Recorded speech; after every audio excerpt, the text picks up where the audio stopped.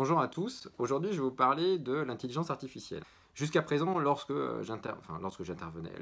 j'assistais plus exactement à ce genre de thématique, je trouvais que c'était plutôt assez boring, que globalement c'était technique, assez anxiogène, que c'était généralement présenté par des sachants. Et l'objectif de cette thématique, c'était véritablement de nous parler de l'intelligence artificielle et de la manière dont ça pouvait être utilisé au niveau des recrutements. Nous avons eu la chance de recevoir la présentation de Jean-Philippe Desbioles. Alors je montre à l'écran son ouvrage, je vais le lire.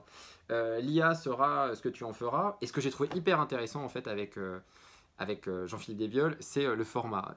En fait, volontairement, il a un format extrêmement accessible, très proche. Il a vraiment une envie que l'on comprenne exactement les solutions qu'ils mettent en place au sein d'IBM, parce que c'est là où il exerce, avec une approche un peu humoristique et en même temps complètement accessible.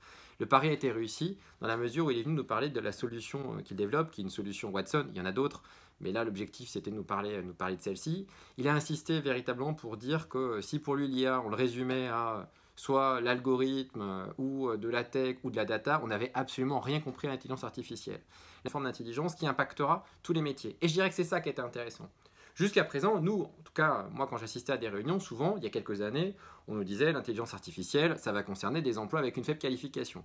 Mais vous inquiétez pas, vous, cadre supérieur, vous n'êtes pas vraiment concerné. En fait, il nous explique que c'est pas du tout le cas et que les directions, les DAF, les DRH, les avocats, les médecins, tout le monde va être concerné par l'intelligence artificielle à des niveaux différents, naturellement, mais tout le monde va être absolument concerné. L'exemple d'une entreprise que vous connaissez tous, à savoir L'Oréal. Il y avait déjà des papiers qui existaient en la matière qui expliquent que L'Oréal reçoit à peu près par an entre 1 et 2 millions de CV. C'est pas tout à fait la même chose, me direz-vous, mais vous verrez que là-dessus, les papiers sont pas toujours sont pas toujours très cohérents. Mais peu importe. L'idée, c'est de se dire que L'Oréal ne pouvait pas répondre à l'intégralité des CV qu'il recevait. Donc, derrière, frustration. Frustration quand on sait que sur le million, par contre, ce principe-là, le million de CV retenus, vous avez, une étude a été faite en la matière, 17% qui étaient des consommateurs. Et donc derrière, ça change évidemment les choses, et vous vous dites, si je ne réponds pas aux personnes qui postulent chez nous en tant que candidat, au moins que derrière, ils aient une bonne expérience en tant que consommateur. Et donc L'Oréal s'est dit, bah, si on perd 17% des personnes qui candidatent, ça pose quand même problème. Donc ils ont réfléchi à mettre en place un chatbot de manière à pouvoir interagir avec le candidat et en tout cas qu'il puisse avoir les réponses. De manière plus générale, ce qui est intéressant dans cet outil-là, c'est que non seulement l'outil répond à toutes les candidatures, mais surtout, et c'est probablement la chose que j'ai trouvée la plus intéressante, c'est qu'il sorte en tout cas des sentiers battus. L'idée, c'est de se focaliser pas uniquement sur les hard skills très françaises, c'est-à-dire le secteur d'activité dans lequel on a travaillé et dans lequel on a du mal à sortir, d'une part, et les diplômes. Lui insistait pour dire, l'avenir, c'est clairement les soft skills, c'est-à-dire votre capacité à pouvoir vous intégrer au sein d'une autre entreprise, au sein d'un autre secteur d'activité, et ça, la machine peut le faire.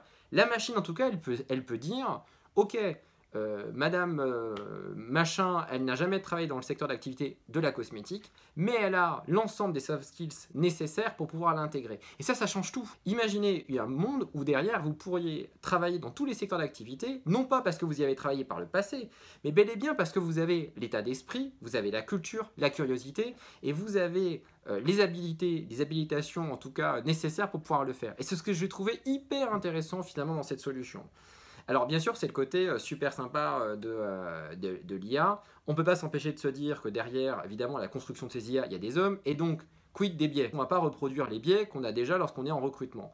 Bien sûr que derrière, il faudra certainement réfléchir à des cercles, des comités d'éthique, et je pense qu'il y a un véritable avenir sur des métiers autour de l'éthique qui vont, on parle déjà de la compliance, mais je pense que ça va s'élargir sur des métiers beaucoup plus globaux. On a insisté, en tout cas au niveau du village, sur le fait que les directions générales devaient être sensibilisées à l'intelligence artificielle. Alors je vous entends déjà me dire, oui, enfin, tout le monde n'est pas chez L'Oréal, Total ou Accor. Moi, dans mon entreprise, on est quand même à des années-lumière. Eh bien, j'ai assez là où vous vous trompez. Certes, dans l'entreprise dans laquelle vous êtes, l'IA est peut-être très très loin, mais vous y serez peut-être pas toujours dans l'entreprise. Et donc, ce qui est hyper intéressant et même nécessaire, c'est de vous former, en tout cas de vous intéresser vivement à ce sujet. Et à ce titre-là, alors je vais faire un peu de la pub, mais parce que je trouve que l'idée est super bonne. ZIO réalise 2 programmes de formation, un sur le management et l'autre sur l'intelligence un peu collective, et qui sont accessibles finalement, alors généralement à des cadres, mais pas uniquement aux membres de la fonction RH. N'hésitez pas à vous renseigner sur les manières, en tout cas d'apprendre les codes, savoir en quoi l'intelligence artificielle demain va faire sens en termes de business, mais aussi bien pour vous dans votre métier. Donc je remercie encore 1000 fois les organisateurs et j'espère qu'il y en aura des nouvelles et que cette vidéo vous a intéressé. A très bientôt, ciao!